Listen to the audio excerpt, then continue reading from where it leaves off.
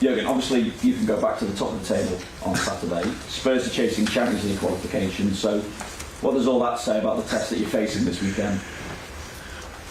Massive test, definitely. I think so if I would watch from outside on it, I would say, okay, that will be difficult, for Liverpool. And I don't even have to look from the outside, because inside I know, yes, that will be difficult, because of the situation. They all teams fight for everything, but obviously Tottenham has a massive quality. They are not, especially away from home, they are not too much bothered about having the ball all the time, stuff like this. They defend compact and these kind of things, and then obviously some of the best counter-attacking players in the world.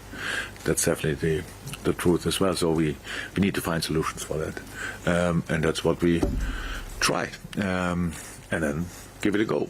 So anyway, so like that it's difficult, we know since we started long ago, and now this one is difficult as well, but I'm still looking forward to it. Obviously we will look at it in the context of the title race as well, and see it as a chance again to put pressure on Manchester City. Do you view their Champions League exit though as one that could have an adverse effect on their league form, or is the likelihood that it makes them even more focused, even more determined not to let the Premier League slip? With all the things we know about City, I would rather think the second.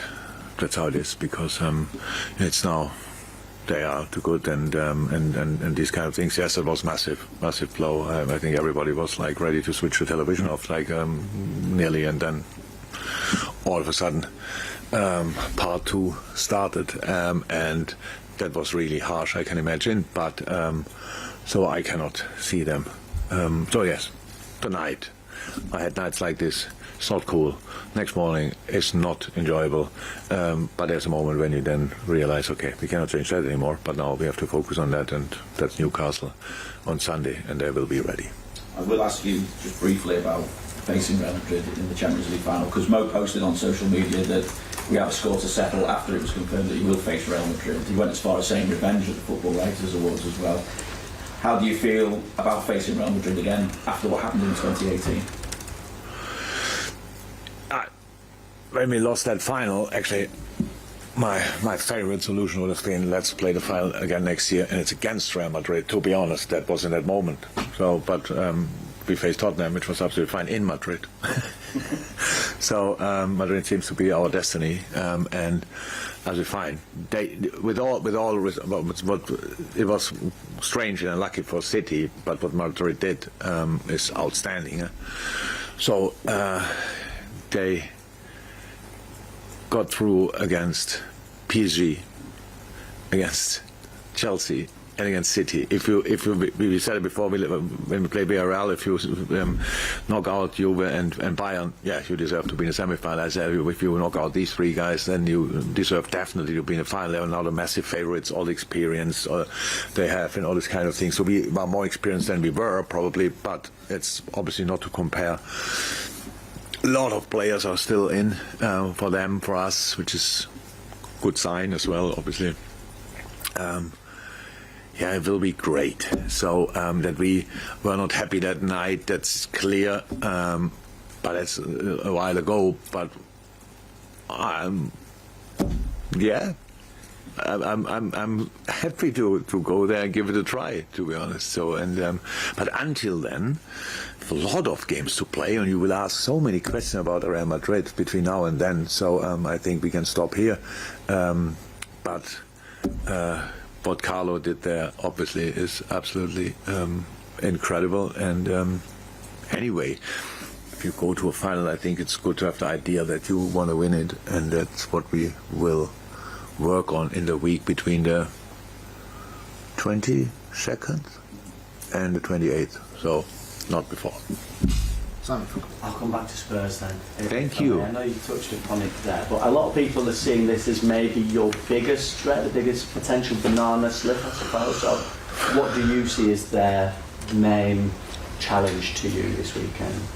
Quality of the opponent is the main. I actually think the challenge we faced in the last 3 weeks playing at Newcastle was now not an easy task, and especially 3 days after we played Villarreal, and these kind of between two Villarreal games, really, it was really not easy. So this time we have a day longer to prepare, which feels like a week holiday, to be honest. It's unbelievable. It gives us the chance to prepare properly and not in a rush. But it's only one time the case, because then we play already Aston Villa on Tuesday night. So that's clear. But no, the main challenge is the quality of the opponent. Yeah? So, and when you think about how Tottenham wins the games, of course they are a brilliant football team, but the way they set it up with the 5, and then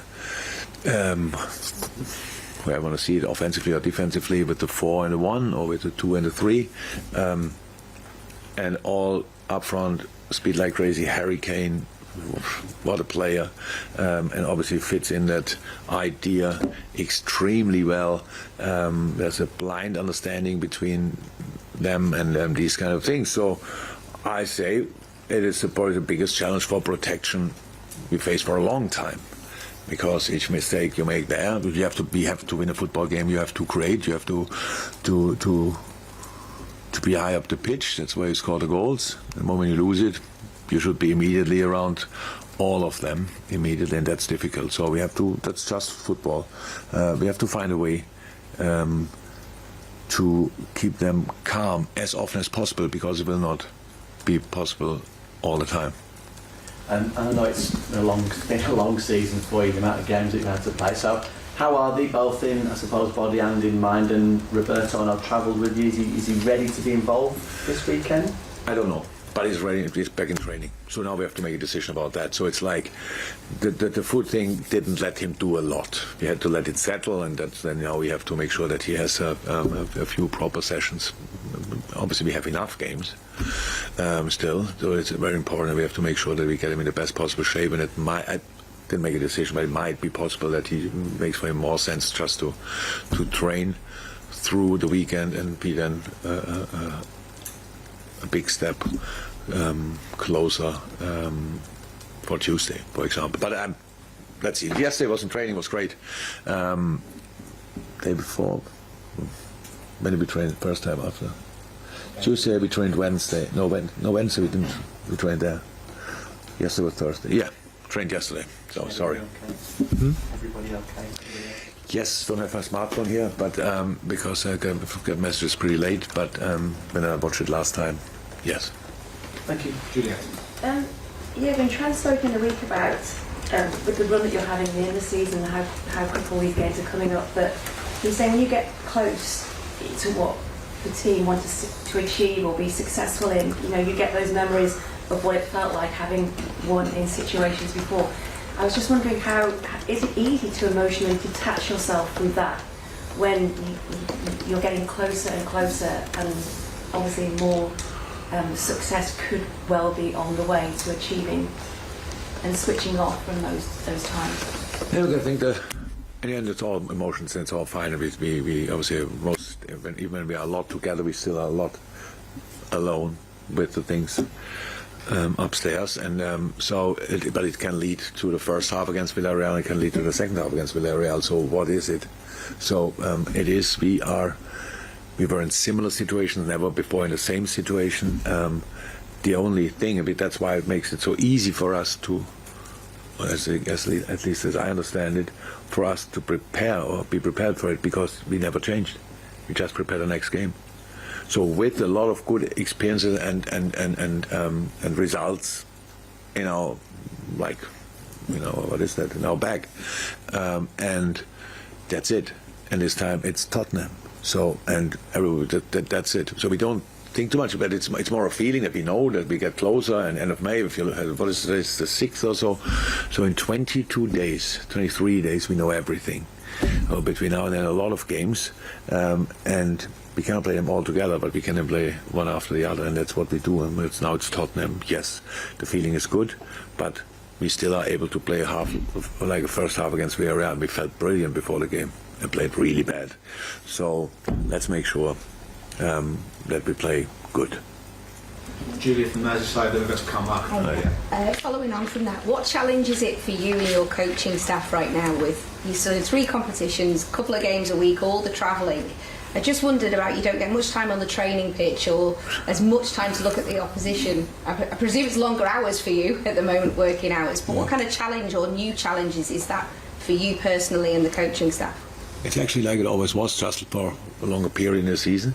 So usually in this moment in time, you have no. We play already like Saturday, because maybe you're not in that final or that final. So that means we never can really train. We spoke about that quite frequently here. Nobody gives us time to train. We recover, have a -1 session and go from there. Today is the only session we have, real session. Analyze never changed. That's exactly the same amount of games we watch or minutes we invest in that never changed yet. That keeps you obviously busy, but that's that we cannot prepare the next game less good just because we have a lot of games that will never happen, and that's why it's busy, clear. But it's the best reason to be busy I can imagine, to be honest. So it's things we love to do, and what Julia said now, it was like it's really more underneath that you really don't feel the intensity that much. So it's like you just go for it. It's because it's final here, final there. Everybody's asking for Champions League tickets. Everybody's asking for FA Cup tickets. It's like a mess, and we don't even know if we get any. So ourselves and all these kind of things. So I will probably be in the stadium, but around us, you want to book a hotel in Paris, and you think, oh my God, we obviously should finance the French for the next I don't know how many years. So and all these kind of things. So that's all around, but it's the best reason to be busy, and that's what we.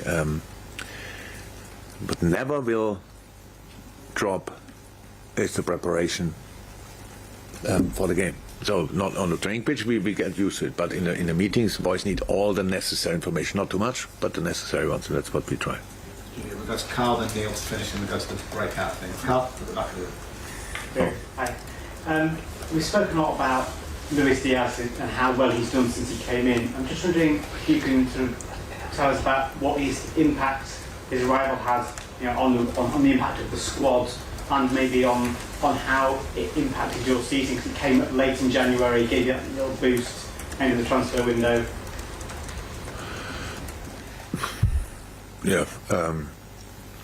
Unbelievable impact, clear, because I think each squad in the world there's enough space in each squad in the world for a world-class player, to be honest, and that's what Luis is.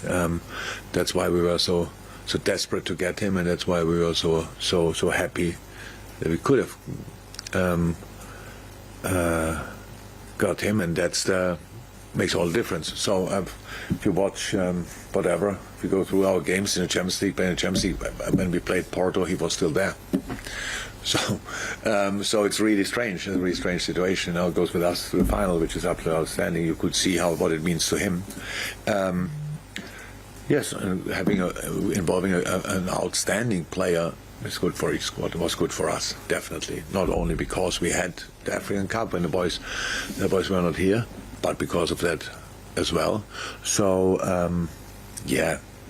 really, thank God we made that decision, because it helped everywhere. And he is so it's so much up to him, more than it was to other players maybe, because he communicates really with everybody without really speaking the language. Okay, we have the Spanish fraction, that's no problem. They are really close. They helped him so much. Thiago, Fab, Ali, Bobby, all these kind of guys a lot.